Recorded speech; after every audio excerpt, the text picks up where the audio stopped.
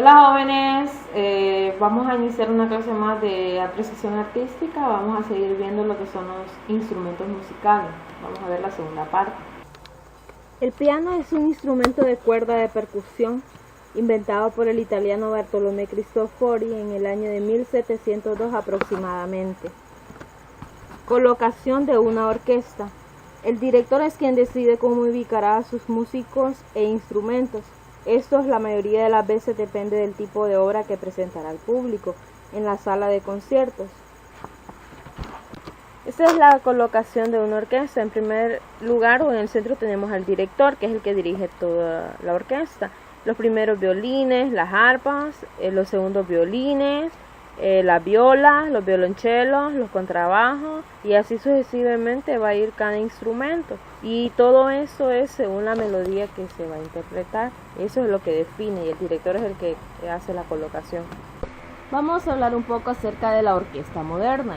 El compositor Haydn, que modernizó la orquesta, empezó por suprimir el clavecín y otros instrumentos que consideraban que no eran apropiados.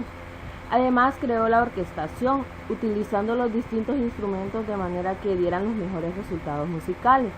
Fue también Haydn el que compuso la primera sinfonía, que son las composiciones musicales escritas especialmente para las orquestas. Mozart, en quien Haydn ejerció gran influencia, escribió todavía más tarde, poco después de 1800, y Beethoven, que completó la obra de Haydn, modernizó la orquesta. Introdujo el trombón, el violonchelo, el flautín y el contrabajo en lo que es la orquesta, y utilizó todos los instrumentos de forma diferente. Por época, además, se hicieron muchas mejoras en los mismos instrumentos, el poner llaves a los metales, por ejemplo, que esto permitió lograr con ellos muchas más cosas. La orquesta, al contar con instrumentos bajos mejores, logró un tono más sonoro y grave. Desde los días de Beethoven, los compositores han hecho en la orquesta pequeños cambios para cada una de sus composiciones. Por ejemplo, algunas piezas requieren un número extra de cornos, otras más arpas, y algunos no necesitan cornos ni arpas. Pero varios compositores modernos interesados en los efectos de percusión han llegado a introducir toda clase de elementos ruidosos, tales como las bocinas de automóvil. Sin embargo, la orquesta de hoy en día, con sus instrumentos de cuerda, de viento y sus metales y sus instrumentos de percusión, siguen siendo todavía muy parecidas a la de Beethoven. ¿Cuántos instrumentos tiene una orquesta sinfónica? Realmente, bueno, eso depende de la obra que se va a interpretar y de los efectos que el director pretende alcanzar. El número de instrumentos y la colocación de los mismos varía de una orquesta a otra. En el año de 1951, por ejemplo, la orquesta que a continuación se nombran contaban con los siguientes números de instrumentos. Estamos hablando de la Orquesta Sinfónica de México y la Orquesta Sinfónica de Filadelfia. Vamos a ver las agrupaciones instrumentales. Los dúos, que está compuesto por 2 cantantes. El trío, que está compuesto por 3 personas o 3 cantantes. El cuarteto está compuesto por 4 cantantes. El quinteto está compuesto por 5 cantantes. El sexteto está compuesto por 6 cantantes. Tenemos los instrumentos. Estamos hablando de los armónicos, los melódicos y los rítmicos.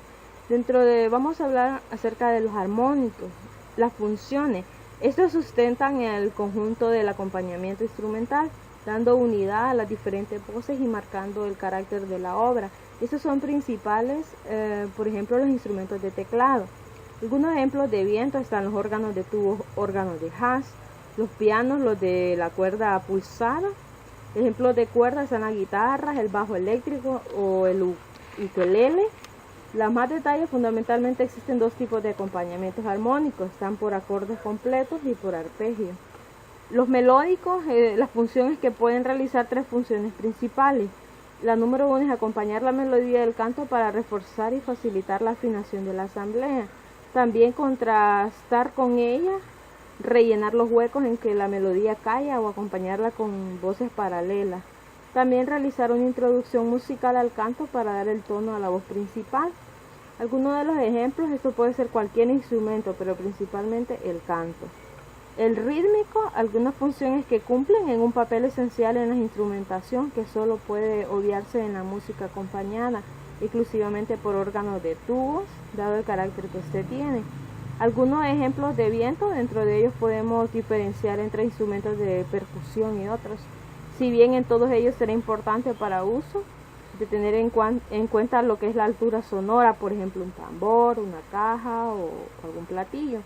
Aunque no de una nota definida, este sí tiene un sonido más agudo o grave.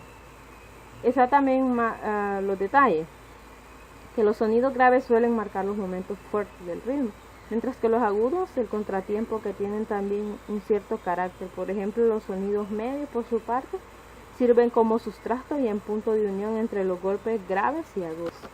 Está la clasificación según elementos básicos. Ahí pueden ustedes observar cuáles son los rítmicos, cuáles son los melódicos y cuáles son los armónicos. Gracias por su atención. Ese es mi video. Espero que sea de mucha ayuda para cada uno de ustedes. Gracias.